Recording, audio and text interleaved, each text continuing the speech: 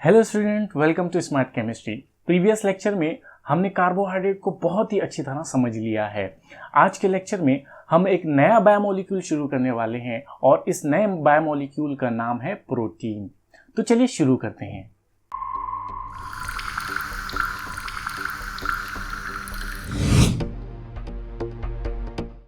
Dear student, protein word आया है Latin word प्रोटियोज से। प्रोटियोज का मतलब होता है प्राइम इंपॉर्टेंस रखने वाला। जी हाँ, प्रोटीन जो होता है वो बहुत ही ज्यादा इंपॉर्टेंट होता है, प्राइम इंपॉर्टेंस रखता है। जितने भी लिविंग ऑर्गेनिज्म होते हैं, उनके जितने भी सेल होते हैं, उन तमाम सेल के अंदर प्रोटीन मौजूद होता है। सिर्फ सेल ही नहीं, सेल के जितने भी कंपोनेंट होते हैं वो तमाम के तमाम कंपोनेंट प्रोटीन से मिलकर बने हुए होते हैं। इसी तरह से लिविंग ऑर्गेनिज्म के अंदर जो रिएक्शन चलती हैं, जो मेटाबॉलिज्म उनके अंदर चलता है, वो मेटाबॉलिज्म के अंदर एंजाइम अपना एक अहम रोल अदा करते हैं। तो जितने भी एंजाइम होते हैं वो तमाम के तमाम एंजाइम प्रोटीन होते हैं। इसी तरह से अगर आप देखेंगे तो अगर आप लिविंग ऑर्गेनिज्म, जितने भी लिविंग ऑर्गेनिज्म हैं, उनका आप ड्राई वेट लें तो तकरीबन हाफ ऑफ ड्राई वेट जो है वो प्रोटीन का होता है। इसीलिए हम कहते हैं कि protein is a most abundant macromolecule in nature. यानी प्रोटीन एक बहुत ही ज्यादा पाया जाने वाला मैक्रोमोलिक्यूल, एक बड़ा सा मॉलिक्यूल है।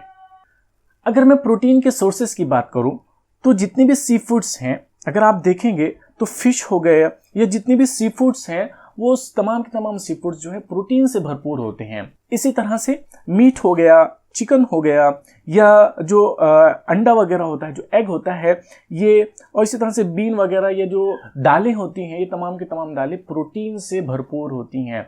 ये बेहतरीन सोर्सेस होते हैं प्रोटीन के। चलिए अब ये देखते हैं कि प्रोटीन होता क्या है, ओरिजिनली ये क्या होते हैं, किस चीज से प्रोटीन मिलके बना हुआ होता है। देखिए, प्रोटीन एक मैक्रोमोलिक्यूल है। मैक्रोमोलिक्यूल मतलब एक बड़ा सा मॉलिक्यूल है जो छोटे छोटे मॉलिक्यूल से मिलकर एक बड़ा सा मॉलिक्यूल तैयार हुआ है। यानी हम कहेंगे कि प्रोटीन एक पॉलीमर है जो छोटे मॉलिक्यूल से मिलकर बना होता है। और वो जो छोटे मॉलिक्यूल, जो वो छोटे जो मोनोमर होते हैं, वो होते हैं अल्फा अमाइनो एसिड। यानी प्रोटीन अल्फा अमाइनो एसिड का पॉलीमर होता है। इसमें जितने भी छोटे मॉलिक्यूल होते हैं वो अल्फा अमाइनो एसिड के होते हैं। अगर आप देखोगे तो एक ये बड़ा सा जो मॉलिक्यूल आपको नजर आ रहा है, ये बड़ा सा मॉलिक्यूल प्रोटीन है जो छोटे मॉलिक्यूल से मिलके बना हुआ होता है। ये जो छोटे मॉलिक्यूल है इसे हम अल्फा अमाइनो एसिड कहते हैं। और ये अल्फा अमाइनो एसिड जो होते हैं, ये अल्फा अमाइनो एसिड ये एक खास किस्म के बॉन्ड से जुड़े हुए होते हैं, और वो खास किस्म का बॉन्ड पेप्टाइड बॉन्ड कहलाता है, पेप्टाइड लिंकेज कहलाता है। यानी प्रोटीन में जो अल्फा अमाइनो एसिड होते हैं उनमें पेप्टाइड लिंकेज पाई जाती है।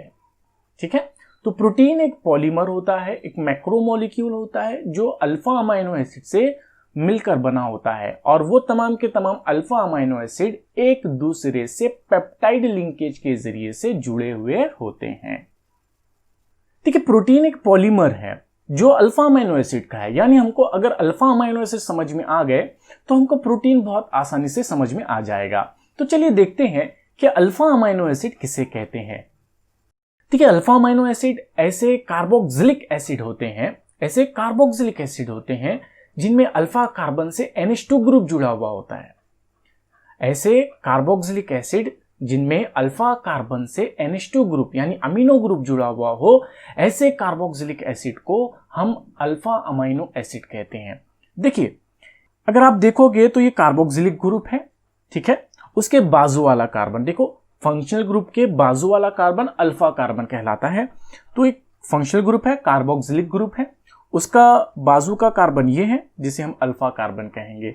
तो अल्फा कार्बन से कौन जुड़ा हुआ है? NH2 ग्रुप अगर जुड़ा हुआ है, ठीक है। तो ऐसे कार्बोक्सिलिक एसिड को हम क्या कहते हैं? अल्फा अमाइनो एसिड कहते हैं। तो ऐसे कार्बोक्सिलिक एसिड जिनके अल्फा कार्बन से NH2 ग्रुप जुड़ा हुआ हो, ऐसे कार्बोक्सिलिक एसिड को अल्फा अमाइनो एसिड कहते हैं। ठीक है, तो ये वाला जो ग्रुप इसके अंदर है ये कार्बोक्सिलिक ग्रुप है जो कि एसिडिक ग्रुप है। और ये वाला जो ग्रुप अल्फा अमीनो एसिड में पाया जाता है, ये ग्रुप अमीनो ग्रुप होता है जो बेसिक ग्रुप है। और ये जो R यहाँ है ये साइड चेन को रिप्रेजेंट करता है। ठीक है, यहाँ जो है हाइड्रोजन भी हो सकता है, ये जो R आपको नजर आ रहा है ये R की जगह हाइड्रोजन भी हो सकता है, ये R की जगह methyl group, ethyl group, isobutyl group, isopropyl group, कुछ भी जो है यहाँ हो सकता है। तो जिसकी वजह से नए नए किस्म के अमीनो एसिड तैयार हो सकते हैं। तो ये वाला जो है जनरल फार्मूला है अल्फा अमीनो एसिड का। ठीक है, अब अगर आप देखोगे तो अल्फा अमीनो एसिड के अंदर ये वाला जो अल्फा कार्बन है, ये अल्फा कार्बन कायरल कार्बन होता है। अल्फा कार्बन सिर्फ अगर आप ग्लाइसिन को छोड़ दें, क्योंकि ग्लाइसिन के अंदर ये जो R होता है वो H होता है, यहाँ जो R होता है ग्लाइसिन के अंदर वो क्या होता है, H होता है। ठीक है, तो इस कार्बन से 2 H जुड़े हुए होंगे, जिसकी वजह से ग्लाइसिन का जो अल्फा कार्बन होगा वो कायरल नहीं होगा। लेकिन ग्लाइसिन को छोड़कर जितने भी अमीनो एसिड होते हैं, ग्लाइसिन को छोड़कर जितने भी अल्फा अमीनो एसिड होते हैं, उनका अल्फा कार्बन कायरल कार्बन होता है। अब हमने पहले भी ये बात पढ़े हैं कि ऐसे मॉलिक्यूल जिनमें कायरल कार्बन मौजूद होता है वो इनैंशियोमेरिक फॉर्म में प्रेजेंट हो सकते हैं, उनका इनैंशियोमेरिक फॉर्म प्रेजेंट होता है ना। इनैंशियोमेरिक फॉर्म किसे कहते हैं, ऐसे दो मॉलिक्यूल जिनका मॉलिक्यूलर फॉर्मूला सेम होता है, वो एक दूसरे के मिरर इमेज होते हैं और एक दूसरे पर सुपर इम्पोज भी नहीं होते हैं, इन्हें हम क्या कहते हैं, इनैंशियोमर कहते हैं। इसका मतलब ये हुआ कि जो अल्फा अमीनो एसिड है वो इनैंशियोमेरिक फॉर्म में पाया जाएगा। लेकिन जब हम प्रोटीन का हाइड्रोलिसिस करते हैं, जब हम प्रोटीन का हाइड्रोलिसिस करते हैं, मतलब उसके अंदर से जो हम उसको तोड़ देते हैं, पानी के जरिए से उसको तोड़ देते हैं, तो जो अल्फा अमीनो एसिड हासिल होता है वो alpha amino acid L alpha amino acid होता है। ठीक है, अगर आप देखेंगे तो एल अल्फा अमीनो एसिड का मतलब यह होता है कि जो NH2 ग्रुप होता है, जो फिश्चर ने जो रिप्रेजेंटेशन दिया था, तो अकॉर्डिंग टू फिश्चर, ठीक है, जो अमीनो ग्रुप होगा वो कहाँ होगा, लेफ्ट हैंड साइड में होता है। जब हम प्रोटीन का हाइड्रोलिसिस करते हैं तो जो अल्फा अमीनो एसिड हासिल होते हैं वो generally L alpha amino acid हासिल होते हैं, यानी उनका जो NH2 ग्रुप होता है वो फिश्चर रिप्रेजेंटेशन अगर हम उस अल्फा अमीनो एसिड का करेंगे तो उस फिश्चर रिप्रेजेंटेशन में NH2 ग्रुप कहाँ होगा, लेफ्ट हैंड साइड में होगा। ठीक है, तो जो प्रोटीन के हाइड्रोलिसिस से जो अमीनो एसिड हासिल होते हैं वो एल अमीनो एसिड हासिल होते हैं। ठीक है, ये आप थोड़ा सा इस बात का ध्यान रखें। देखिए, जब प्रोटीन का हाइड्रोलिसिस किया गया तो उसके हाइड्रोलिसिस के नतीजे में 20 किस्म के कॉमन अमीनो एसिड पाए गए। ये 20 कॉमन किस्म के जो अमीनो एसिड हैं, इनमें सिर्फ जो साइड चेन है, जो R ग्रुप है, वो साइड चेन के अंदर भी डिफरेंस पाया जाता है, जबकि जितने भी अल्फा अमीनो एसिड हैं उन सबका मॉलिक्यूलर फार्मूला सेम होता है, वही है R CH NH2 COOH। लेकिन सिर्फ डिफरेंस होता है जो साइड चेन होती है, जो R ग्रुप उसके अंदर मौजूद होता है, उसी R ग्रुप के अंदर डिफरेंस होता है, जिसकी वजह से 20 अलग अलग किस्म के अमीनो एसिड तैयार होते हैं। देखिए, ये जो 20 किस्म के अल्फा अमीनो एसिड हैं, इन्हें ट्रेवियल नेम से जाना जाता है, कॉमन इनको ट्रेवियल नेम से उनको जाना जाता है। देखिए, ये जो 20 किस्म के अल्फा अमीनो एसिड होते हैं, इन्हें जनरली 3 अल्फाबेट से रिप्रेजेंट किया जाता है, या कभी कभी ऐसा होता है कि इन्हें सिर्फ एक अल्फाबेट से रिप्रेजेंट किया जाता है। जैसे फॉर एग्जांपल अगर आप देखोगे, ये मॉलिक्यूलर फार्मूला है एलानिन का। देखिए, मैंने क्या किया हूं, जो जनरल मॉलिक्यूलर फार्मूला था अल्फा अमीनो एसिड का, जनरल मॉलिक्यूलर फार्मूला क्या है, R CH NH2 COOH। तो जो R होता है वो R की जगह मैंने क्या कर दिया हूं, CH3 लगा दिया, तो ये एक नया अल्फा अमीनो एसिड तैयार हुआ। इस अल्फा अमीनो एसिड को क्या कहते हैं, हम एलानिन कहते हैं। तो एलानिन जो होता है इसे हम 3 अल्फाबेट से रिप्रेजेंट करते हैं, और वो 3 अल्फाबेट्स होते हैं ALA। बोलो, बात समझ में आ रही है। तो जो 20 किस्म के अल्फा अमीनो एसिड हैं, इसे हम ट्रेवियल नेम से जानते हैं, और इन्हें हम 3 अल्फाबेट से रिप्रेजेंट करते हैं, और कभी कभी इन्हें एक ही अल्फाबेट से रिप्रेजेंट किया जाता है। जैसे एलानिन जो है इसे हम ALA से रिप्रेजेंट करते हैं। बोलो बात समझ में आ रही है? ठीक है। देखिए जो अल्फा अमीनो एसिड है, इन्हें फंक्शनल ग्रुप की बुनियाद पर जो साइड चेन है, जो आर ग्रुप मैंने आपको बताया था, है ना, अगर आप देखोगे तो ये जो अमीनो एसिड का जनरल मॉलिक्यूलर फॉर्मूला है RCHNH2COOH। ये जो R है इसे हम साइड चेन कहते हैं, ठीक है। तो अल्फा अमीनो एसिड को इसी R ग्रुप के अंदर, ये जो R ग्रुप है इसमें कौन सा फंक्शनल ग्रुप मौजूद है? COOH फंक्शनल ग्रुप है, यानी एसिडिक फंक्शनल ग्रुप इसके अंदर मौजूद है, या इसमें NH2 फंक्शनल ग्रुप है यानी बेसिक फंक्शनल ग्रुप मौजूद है, या उसमें कोई फंक्शनल ग्रुप मौजूद नहीं है। उसकी बुनियाद पर, उसी की बेसिस पर अल्फा अमीनो एसिड को 3 क्लासेस में क्लासिफाइड किया जाता है।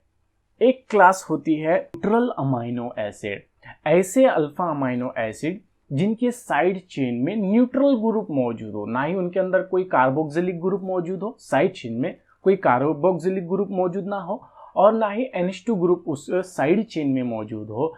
ऐसे अल्फा अमीनो एसिड को हम क्या कहते हैं? न्यूट्रल अमीनो एसिड कहते हैं। अल्फा अमीनो एसिड की जो दूसरी क्लास होती है वो होती है एसिडिक अमीनो एसिड।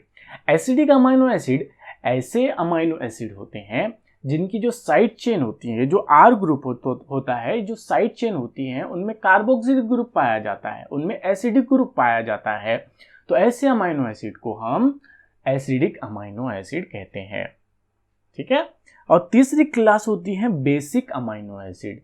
ऐसे अमीनो एसिड जिनके साइड चेन में, ये जो साइड चेन है उनकी साइड चेन में NH2 ग्रुप यानी बेसिक ग्रुप उसमें अगर पाया जाता हो तो ऐसे अमीनो एसिड को हम बेसिक अमीनो एसिड कहते हैं।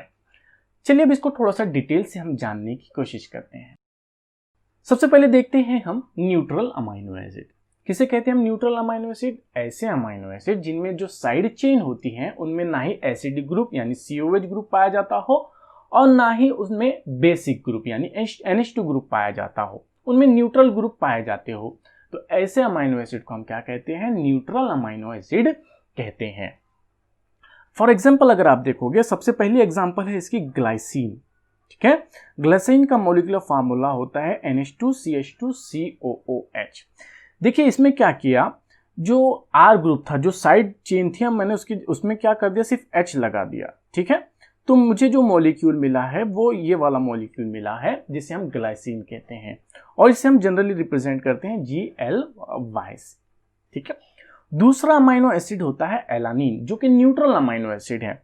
क्यों? क्योंकि इसकी जो साइड चेन होती है, इस साइड चेन में CH2 ग्रुप है, ठीक है, जो कि न्यूट्रल ग्रुप है, ठीक है।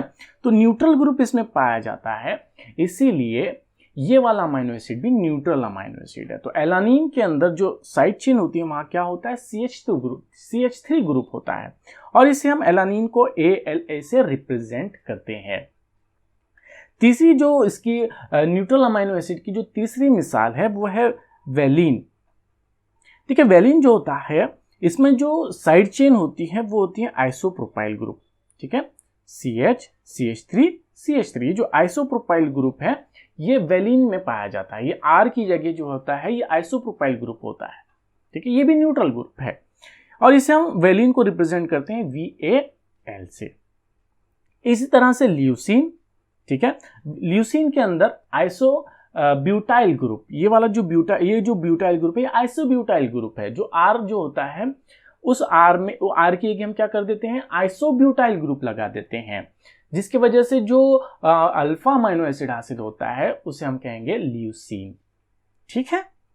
और ल्यूसीन को हम रिप्रेजेंट करते हैं LEU से। बोलो बात समझ में आ रही है? देखिए सबके अंदर अगर आप देखोगे तो सिर्फ R ग्रुप जो है, जो साइड चेन है, उसी के अंदर हम क्या कर रहे हैं? तब्दीली ला रहे हैं। कभी हम CH3 R की जगह हम CH3 लगा रहे हैं, कभी R की जगह हम H लगा रहे हैं, कभी R की जगह हम आइसोप्रोपाइल ग्रुप लगा रहे हैं, कभी R की जगह हम आइसोब्यूटाइल ग्रुप लगा रहे हैं ना। तो नए नए किस्म के हमें क्या मिल रहे हैं? अल्फा अमीनो एसिड हासिल हो रहे हैं। चलिए अब देखते हैं नेक्स्ट अल्फा अमीनो एसिड जो कि न्यूट्रल है, वो है आइसोल्यूसिन। आइसोल्यूसिन जो होता है इसमें सेकेंडरी ब्यूटाइल ग्रुप जुड़ा हुआ होता है R की जगह। जो R साइड चेन होती है वहां साइड चेन के अंदर कौन मौजूद होता है? सेकेंडरी ब्यूटाइल ग्रुप मौजूद होता है। ये वाला जो ग्रुप मौजूद होता है, इसलिए हम इसे कहते हैं आइसो ल्यूसीन, ठीक है। आइसोल्यूसीन को रिप्रेजेंट करते हैं ILE से, ठीक है। इसी तरह से कुछ और एग्जांपल और देख लेते हैं। अगर साइड चेन में CH2 और ये फिनिल ग्रुप अगर मौजूद है तो हम इसे क्या कहते हैं, फिनिल एलानीन कहते हैं, और इसे हम PHE से रिप्रेजेंट करते हैं। और अगर साइड चेन में ये वाला ग्रुप अगर मौजूद हो, देखो ये वाला ग्रुप में NH है लेकिन ये न्यूट्रल ग्रुप है, ठीक है। ये वाला जो ग्रुप है वो न्यूट्रल ग्रुप इसके अंदर मौजूद होता है। इसीलिए अगर कोई अल्फा अमीनो एसिड में ये वाला ग्रुप साइड चेन में अगर मौजूद है, इसे हम कहते हैं ट्रिप्टोफैन। क्या कहते हैं इसे हम? ट्रिप्टोफैन कहते हैं, और इसे हम TRP से रिप्रेजेंट करते हैं। इसी तरह से अगर जो साइड चेन है उसमें CH2 फिनिल ग्रुप और OH ग्रुप मौजूद है, ये वाला ग्रुप अगर मौजूद है साइड चेन में, तो ऐसे अल्फा अमीनो एसिड को हम कहते हैं टायरोसिन। क्या कहते हैं इसे? हम टायरोसिन कहते हैं, और इसे हम रिप्रेजेंट करते हैं TYR से। इसी तरह से अगर CH2 OH ग्रुप अगर मौजूद है साइड चेन के अंदर तो हम इसे सीरीन कहते हैं, और इसे SER से रिप्रेजेंट करते हैं। नेक्स्ट, अगर ये वाला ग्रुप अगर मौजूद है, ठीक है, CH CH3 वाला ग्रुप अगर साइड चेन में मौजूद है तो हम इसे क्या कहते हैं? थ्रियोनिन इसे हम कहते हैं, और इसे रिप्रेजेंट करते हैं THR से। ये जितने भी बता रहा हूं आपको, ये सब के सब कौन से अमीनो एसिड है? न्यूट्रल अमीनो एसिड है, क्योंकि इनके अंदर जो ग्रुप पाया जाता है वो कैसा है? न्यूट्रल ग्रुप उसके अंदर मौजूद होता है, ठीक है। ठीक, कुछ और एग्जांपल हम देख लेते हैं। देखिए, अगर अल्फा अमीनो एसिड का फॉर्मूला कुछ इस तरह से है तो हम इस तरह के ग्रुप को कहते हैं प्रोलीन, ठीक है, और इसे हम रिप्रेजेंट करते हैं PRO से। इसी तरह से अगर साइड चेन में इस तरह का ग्रुप मौजूद है जो कि न्यूट्रल ग्रुप है, तो इस तरह के ग्रुप अगर मौजूद है अल्फा अमीनो एसिड में तो हम इसे एस्पराजीन कहते हैं, जिसे हम ASN से रिप्रेजेंट करते हैं। इसी तरह से अगर CH2SH ग्रुप इस तरह का ग्रुप जो है साइड चेन में मौजूद है, इस तरह के अल्फा अमीनो एसिड को हम सिस्टीन कहते हैं, जिसे हम CYS से रिप्रेजेंट करते हैं। इसी तरह से अगर साइड चेन में इस तरह का ग्रुप मौजूद है CH2 CO NH2, ठीक है, इस तरह का अगर ग्रुप मौजूद है साइड चेन में तो हम इसे ग्लूटामाइन कहते हैं, जिसे हम रिप्रेजेंट करते हैं GLN से, ठीक है। ये वाला जो ग्रुप है, ये अगर आपको नजर आ रहा होगा कि इसमें NH2 ग्रुप है, लेकिन ये जो CO होने की वजह से ये ग्रुप कैसा हो गया? न्यूट्रल ग्रुप हो गया है, ठीक है। ये अमाइड ग्रुप है, ये अमीनो ग्रुप नहीं, ये अमाइड ग्रुप यहाँ मौजूद है, ठीक है, न्यूट्रल ग्रुप है। इसीलिए हम ये जो अमीनो एसिड जो हमें मिल रहा है, इस अमीनो एसिड को हम न्यूट्रल अमीनो एसिड में क्लासिफाई करेंगे। इसी तरह से अगर साइड चेन में इस तरह का ग्रुप मौजूद है CH2 CH2S CH3 इस तरह का ग्रुप मौजूद है तो हम इसे मिथियोनिन कहते हैं, और इसे MET से रिप्रेजेंट करते हैं। तो ये जितनी भी एग्जांपल आपको बताया था, ये तमाम के तमाम एग्जांपल न्यूट्रल अमीनो एसिड की है। देखिए, जितने भी स्ट्रक्चर हैं अल्फा अमीनो एसिड के, आप इसे लिख लिख कर याद करें, ठीक है। एलानीन, ग्लाइसिन, ठीक है, ल्यूसीन, आइसोल्यूसीन, ये जितने भी मॉलिक्यूल आप इसे बहुत आसानी से याद कर सकते हैं। बहुत कॉमन चीजें इनके अंदर मौजूद है। जैसे मैं आपको एक मिसाल के तौर पर एक एग्जांपल बताता हूं किस तरह से आप याद करोगे इनको। देखिए, अगर H मौजूद है तो हम उसे ग्लाइसिन कहते हैं, है ना। अगर मैं क्या कर दूं, R की जगह CH3 लगा दूं तो हम इसे क्या कहते हैं? एलानीन कहते हैं। अब देखो, एलानीन के अंदर मैं क्या करता हूं, ये जो H इसके अंदर है, इस H को निकाल के यहाँ फिनिल ग्रुप लगा देता हूं, ठीक है। H की जगह तो क्या हो जाएगा? फिनिल ग्रुप रहेगा, CH2 रहेगा, CH NH2 COH हो जाएगा, तो हो जाएगा फिनिल एलानीन, है ना। इस तरह से आप जो है इसके स्ट्रक्चर्स को याद कर सकते हैं, है ना। इस तरह से देखिए, ये जो है आइसोप्रोपाइल ग्रुप अगर मौजूद है, आइसोप्रोपाइल ग्रुप CH3 ग्रुप अगर मौजूद है तो हम उसे क्या कहते हैं? वेलिन कहते हैं। तो जस्ट आप जो है कुछ ऐसा टेक्निक के जरिए से आप इन्हें याद कर सकते हैं। अब चलिए देखते हैं नेक्स्ट अल्फा अमीनो एसिड की क्लासिफिकेशन। देखिए, अल्फा अमीनो एसिड की जो नेक्स्ट क्लासिफिकेशन होती है, जो फंक्शनल ग्रुप की बुनियाद पर की जाती है, वो होती है acidic amino acid. Acidic amino acid ऐसे अल्फा अमीनो एसिड होते हैं, ऐसे अल्फा अमीनो एसिड होते हैं जिनका जो साइड चेन होता है, उस साइड चेन में कार्बोक्सिलिक ग्रुप मौजूद होता है, COOH ग्रुप उसमें मौजूद होता है, यानी एसिडिक ग्रुप वहां मौजूद होता है। इसीलिए वो अमीनो एसिड को हम कौन सा अमीनो एसिड कहेंगे? एसिडिक अमीनो एसिड कहेंगे। जैसे फॉर एग्जांपल अगर आप देखोगे तो यहाँ जो है अगर मैं साइड चेन में CH2COOH ग्रुप लगा दूं, ठीक है, इस तरह के अमाइनो एसिड को मैं कहता हूं एस्पार्टिक एसिड, जिसे मैं रिप्रेजेंट करता हूं ASP से, ठीक है। इसी तरह से अगर मैं CH2COOH ग्रुप साइड चेन में लगा दूं तो इसे मैं कहता हूं ग्लूटामिक एसिड। क्या कहता हूं? ग्लूटामिक एसिड कहता हूं, जिसे मैं रिप्रेजेंट करता हूं GLU से, ठीक है। तो ये दो ही जो है एसिडिक अल्फा अमाइनो एसिड जो प्रोटीन के हाइड्रोलिसिस से हासिल होते हैं। इसी तरह से बेसिक अल्फा अमाइनो एसिड किसे कहेंगे? बेसिक अमाइनो एसिड किसे कहेंगे? ऐसे अमाइनो एसिड जिनके साइड चेन में NH2 ग्रुप मौजूद होता है, बेसिक ग्रुप मौजूद होता है, इसे हम बेसिक अमाइनो एसिड कहते हैं। और इसकी एग्जांपल आती है लाइसिन, ठीक है, क्योंकि लाइसिन जो होता है इसका मॉलिक्यूलर फार्मूला जो होता है उसमें जो R होता है, जो साइड चेन होती है उसमें होता है CH2 CH2 CH2 CH2 CH2 CH2 4 बार और NH2, ठीक है। तो इस तरह का जो अल्फा अमाइनो एसिड होता है इसे हम क्या कहते हैं? लाइसिन कहते हैं, जिसे मैं रिप्रेजेंट करता हूं LYS से। इसी तरह से एक नेक्स्ट होता है जिसमें साइड चेन जो होती हैं वो ये वाली होती हैं, CH2 NH, फिर CH NH2, फिर डबल बॉन्ड NH, ठीक है।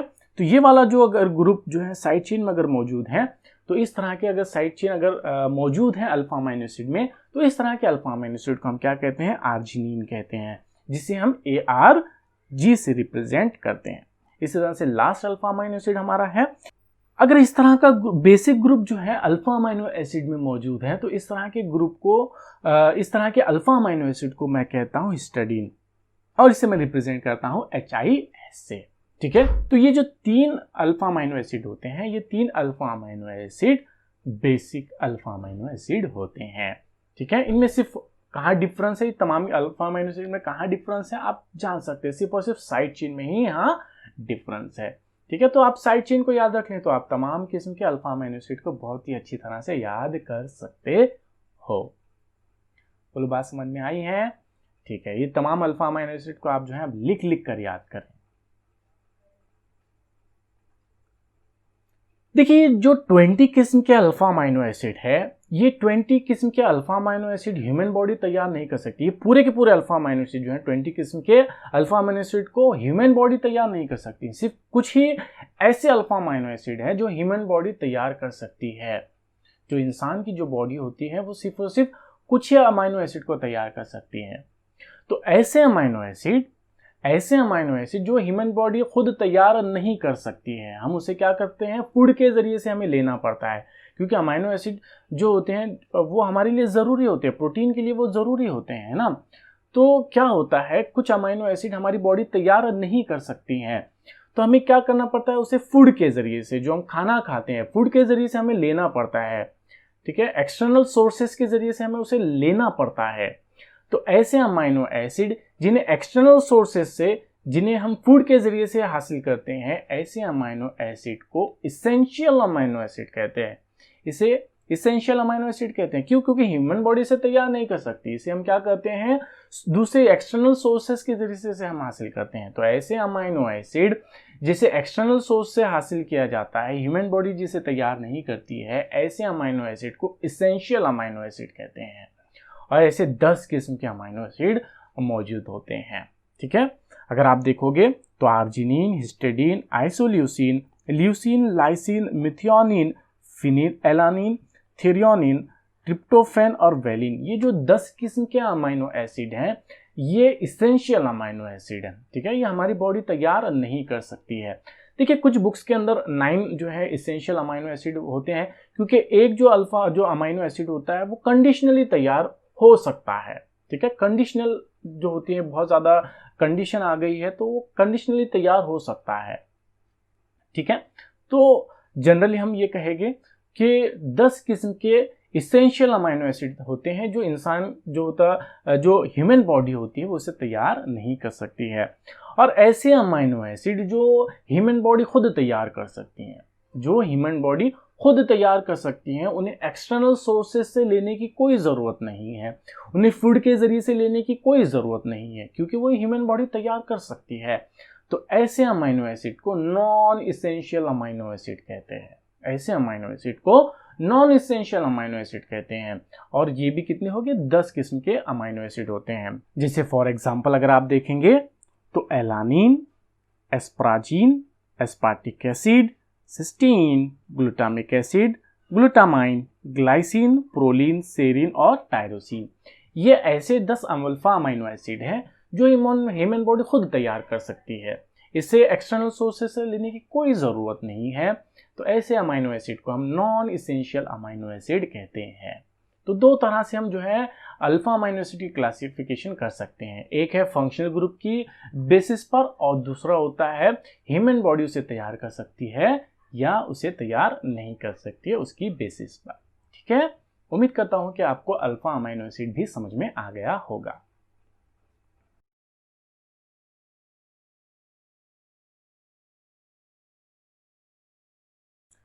डियर स्टूडेंट, अब मैं बहुत ही इंपॉर्टेंट चीज आपको बताने जा रहा हूं, आप ये बातों को समझने की अब कोशिश करें। देखिए, अल्फा अमाइनो एसिड जो होते हैं ये क्रिस्टलाइन फॉर्म में पाए जाते हैं और इनका जो मेल्टिंग पॉइंट होता है वो बहुत ज़्यादा होता है। ठीक है, अगर आप इनका कंपेरिजन करें कार्बोक्सिलिक एसिड से, अगर इनका कंपेरिजन करें या जो है अमाइन से इनका कंपेरिजन करें, अल्फा अमाइनो एसिड का कंपेरिजन अगर आप कार्बोक्सिलिक एसिड जो होते हैं इनसे करें या अमाइन से इनका कंपेरिजन करें तो उनके मुकाबले में इनका मेल्टिंग पॉइंट बहुत ज़्यादा होता है। देखिए, अगर आप देखोगे तो NH2 ग्रुप जो है अमीन में होता है और कार्बोक्सिलिक ग्रुप में होता है, जो कि हमारे अल्फा अमाइनो एसिड में यही फंक्शनल ग्रुप होते हैं। लेकिन ये फंक्शनल ग्रुप दो कॉमन होने के बावजूद भी हमारा जो अल्फा अमाइनो एसिड है इसका मेल्टिंग पॉइंट बहुत ज़्यादा है ना। अमाइन से और कार्बोक्सिलिक एसिड से इसका मेल्टिंग पॉइंट बहुत ज़्यादा है और ये क्रिस्टलाइन फॉर्म में पाए जाते हैं, जबकि अमाइन और कार्बोक्सिलिक एसिड जो होते हैं ये इतने ज़्यादा मेल्टिंग पॉइंट वाले क्रिस्टलाइन फॉर्म में नहीं पाए जाएंगे। क्या रीज़न है, ऐसा क्या वजूहात हैं, क्या रीज़न है अल्फा अमाइनो एसिड में जिसकी वजह से इनका जो मेल्टिंग पॉइंट होता है वो अमाइन से और कार्बोक्सिलिक एसिड से बहुत ज़्यादा बढ़ जाता है। चलिए देखते हैं। देखिए, जो अल्फा अमाइनो एसिड होते हैं, अल्फा अमाइनो एसिड में दो तरह के फंक्शनल ग्रुप मौजूद होते हैं। एक फंक्शनल ग्रुप होता है कार्बोक्सिलिक ग्रुप जो कि एसिडिक फंक्शनल ग्रुप है और दूसरा ग्रुप होता है अमीनो ग्रुप NH2 ग्रुप जो कि बेसिक ग्रुप होता है। इसे बेसिक क्यों कहते हैं, क्योंकि इसके पास लोन पेयर ऑफ इलेक्ट्रॉन होता है जो वो आसानी से किसी को दे सकता है, प्रोटॉन को दे सकता है और प्रोटॉन को एक्सेप्ट कर सकता है। और प्रोटॉन का जो एक्सेप्टर होता है उसे हम क्या कहते हैं, बेस कहते हैं, है ना। तो ये वाला जो ग्रुप है वो कैसा ग्रुप है, बेसिक ग्रुप है। और ये वाला जो ग्रुप है ये एसिडिक ग्रुप है, COOH, ये एसिडिक ग्रुप है। क्यों एसिडिक ग्रुप है, क्योंकि अपना प्रोटॉन दे सकता है। क्या कर सकता है, ये अपना प्रोटॉन डोनेट कर सकता है। ये वाला H जो इसके पास है वो H को आसानी से डोनेट कर सकता है। तो जो अल्फा अमाइनो एसिड होते हैं, अल्फा अमाइनो एसिड में दोनों तरह के फंक्शनल ग्रुप मौजूद होते हैं। एसिडिक फंक्शनल ग्रुप भी होते हैं और बेसिक फंक्शनल ग्रुप भी होते हैं। एसिडिक फंक्शनल ग्रुप की खास बात ये होती है कि वो अपना प्रोटॉन देते हैं, ठीक है।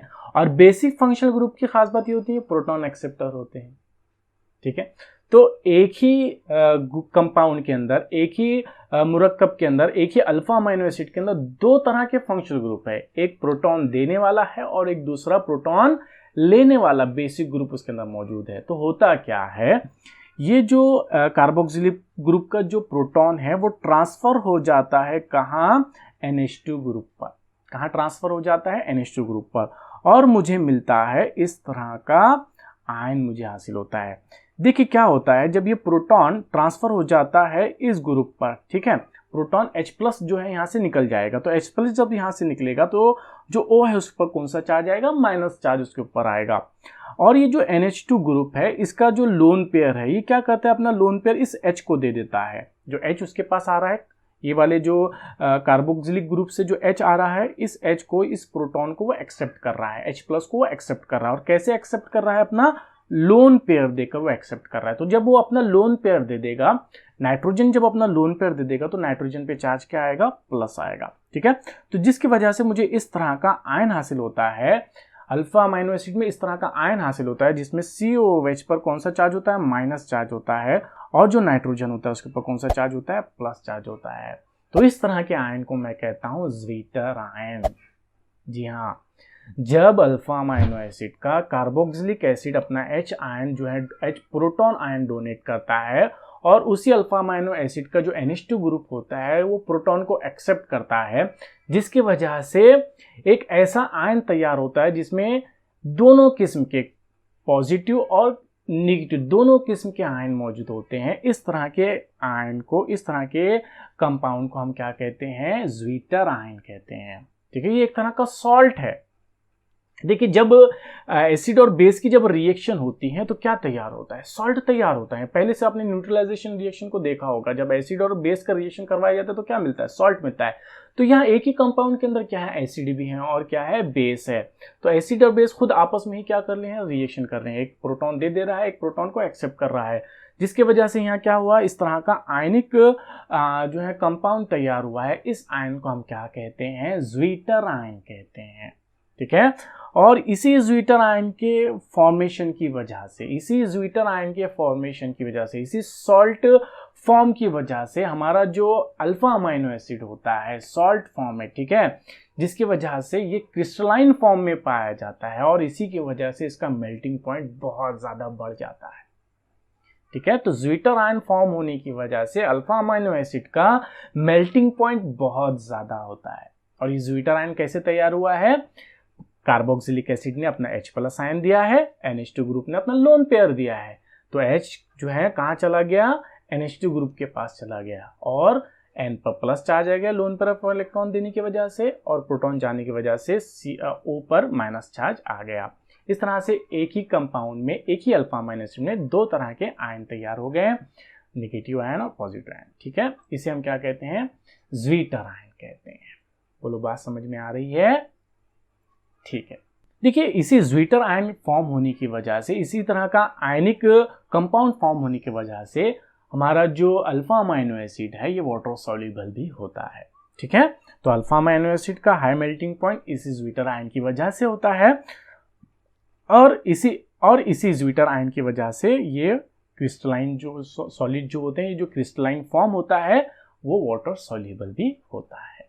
देखिए, ज्वीटर आयन की एक और खास बात मैं आपको बता देता हूं कि ज्वीटर आयन जो होता है, ज्वीटर आयन के अंदर मतलब अल्फा अमाइनो एसिड का जो ज्वीटर फॉर्म होता है, ज्वीटर आयनिक फॉर्म जो होता है, इसमें निगेटिव चार्ज भी होता है ना। अगर आप देखोगे तो यहाँ निगेटिव चार्ज भी है और पॉजिटिव चार्ज भी है। तो ओवरऑल चार्ज जो है, पूरा जो ज्वीटर आयन होता है इसके ऊपर ओवरऑल चार्ज 0 हो जाता है, क्योंकि निगेटिव चार्ज और पॉजिटिव चार्ज क्या हो जाते हैं? न्यूट्रलाइज हो जाते हैं, जिसकी वजह से ज्वीटर आयन पर कोई चार्ज नहीं आता है। पॉजिटिव निगेटिव दोनों मौजूद है, तो पूरा जो ओवरऑल चार्ज है वो कैसा हो जाता है? 0 हो जाता है। बोलो, बात समझ में आ रही है? ठीक है, अब देखिए, अल्फा अमाइनो एसिड की कुछ और बातें और जान लें आप। ठीक है, इनके बारे में कुछ और बातें जान लें। देखिए, जो अल्फा अमाइनो एसिड होते हैं ये डिफरेंट पीएच पर डिफरेंट फॉर्म में पाए जाते हैं। ठीक है, जैसे फॉर एग्जाम्पल अगर आप देखोगे, अगर मैं एसिडिक सॉल्यूशन लूँ, यानी पीएच जो है बहुत ज़्यादा कम है, यानी तकरीबन 2 या 1 के करीब करीब अगर पीएच है, तो उस पीएच पर क्या होगा? देखो, अमाइनो एसिड का जनरल मॉलिक्यूलर फॉर्मूला क्या होता है? NH2, ठीक है, CHR COOH। ठीक है, ये जनरल मॉलिक्यूलर फॉर्मूला है अमाइनो एसिड का। अब अगर एसिडिक सॉल्यूशन है, ठीक है, अगर सॉल्यूशन एसिडिक सॉल्यूशन है मतलब ये कि वहां प्रोटॉन बहुत ज्यादा मौजूद है ना। एसिडिक सॉल्यूशन में प्रोटॉन बहुत ज्यादा होगी। ठीक है, तो अगर वहां प्रोटॉन बहुत ज्यादा होगी तो क्या होगा? ये जो लोन पेयर ऑफ इलेक्ट्रॉन जो NH2 ग्रुप जो अल्फा अमाइनो एसिड में है उसका जो लोन पेयर ऑफ इलेक्ट्रॉन मतलब जो NH2 ग्रुप है, ये जो NH2 ग्रुप है जिसके पास क्या है? लोन पेयर ऑफ इलेक्ट्रॉन मौजूद है, वो अपना लोन पेयर ऑफ इलेक्ट्रॉन क्या करेगा? उस एसिडिक सॉल्यूशन के प्रोटॉन को दे देगा। उस प्रोटॉन को वो क्या कर लेगा? एक्सेप्ट कर लेगा। क्या कर लेगा? उसे एक्सेप्ट कर लेगा। और जब उसे वो एक्सेप्ट करेगा तो किस तरह का फॉर्म में तब्दील हो जाएगा? वो तब्दील हो जाएगा NH3 पॉजिटिव CHR COOH, इस तरह के फॉर्म में तैयार हो गया है। ठीक है, एसिडिक सॉल्यूशन है और एसिडिक सॉल्यूशन में उसने प्रोटॉन को एक्सेप्ट किया है, और जब उसने प्रोटॉन को एक्सेप्ट किया तो इस तरह के फॉर्म में वो तब्दील हो गया है। इस फॉर्म में अगर आप देखोगे तो यहाँ जो है सिर्फ NH3 पर ही कौन सा चार्ज है? पॉजिटिव चार्ज है। मतलब इस कंपाउंड के अंदर, इस फॉर्म के अंदर ओवरऑल चार्ज कितना आता है? पॉजिटिव आता है। बोलो, बात समझ में आ रही है? ठीक है, अब अगर बेसिक सॉल्यूशन है, ठीक है, यानी पीएच जो है वो बहुत ज़्यादा है, तकरीबन 10, 11, 12 के करीब करीब पीएच हैं। अगर पीएच जो है अगर ज़्यादा है, 10 से ज़्यादा अगर पीएच हैं तो क्या होगा? देखिए जनरल मॉलिक्यूलर फार्मूला क्या है हमारे अमीनो एसिड का, NH CHR COOH, ये जनरल मॉलिक्यूलर फार्मूला है। अब अगर OH बहुत ज़्यादा है, मतलब बेसिक सॉल्यूशन है, OH बहुत ज़्यादा है, यानी पीएच जो है आपका वो पीएच बहुत ज़्यादा है, तकरीबन ऐसे समझ के चलिए कि 10 से भी ज़्यादा उसका पीएच है। तो उस वक्त क्या होगा, ये जो OH हैं, जो सॉल्यूशन में के जो OH हैं वो क्या करेगा, ये जो H हैं उसको वो एक्सट्रैक्ट कर लेगा। जो OH, ये जो एसिडिक H है, ठीक है, कार्बोक्सिलिक ग्रुप का जो H है वो उसे क्या कर लेगा, एक्सट्रैक्ट कर लेगा, उससे वो निकाल लेगा। तो यहाँ से ये H निकल जाएगा और किसके साथ चला जाएगा, OH, जो सॉल्यूशन में जो OH मौजूद है उसके साथ वो चला जाएगा। तो अब जो मुझे फॉर्म हासिल होगा वो फॉर्म किस तरह का होगा, NH2CHR COO-। क्यों? क्योंकि H चला गया, किसके साथ, OH के साथ चला गया, सॉल्यूशन के OH के साथ चला गया है। तो अब ओवरऑल चार्ज अगर आप देखोगे सॉल्यूशन का, जो अल्फा अमीनो एसिड है उसका ओवरऑल चार्ज देखोगे तो कितना आया है, नेगेटिव आया है, ठीक है। लेकिन अगर न्यूट्रल सॉल्यूशन है, अगर सॉल्यूशन न्यूट्रल है तो क्या होगा, वो जो अल्फा अमीनो एसिड है उसके जो H और OH जो है वो क्या कर लेंगे, ज्वीटर आयन फॉर्म कर लेगा और ओवरऑल चार्ज कितना हो जाएगा, उस कंपाउंड का 0 हो जाएगा, ठीक है, इससे पहले जो मैंने आपको बताया हो, ठीक है। तो उम्मीद करता हूं कि आपको ज्वीटर आयन भी बहुत ही आसानी से समझ में आ गया होगा। इस तरह से आज हमने जो है अल्फा अमीनो एसिड को समझ लिए हैं और अल्फा अमीनो एसिड के साथ साथ आज हमने ज्वीटर आयन को भी समझ लिया है। अब नेक्स्ट लेक्चर में हम देखेंगे पेप्टाइड लिंकेज और प्रोटीन की क्लासिफिकेशन के सिलसिले में। मिलते हैं नेक्स्ट लेक्चर के अंदर, जब तक अस्सलामु अलैकुम व रहमतुल्लाहि व बरकातहू।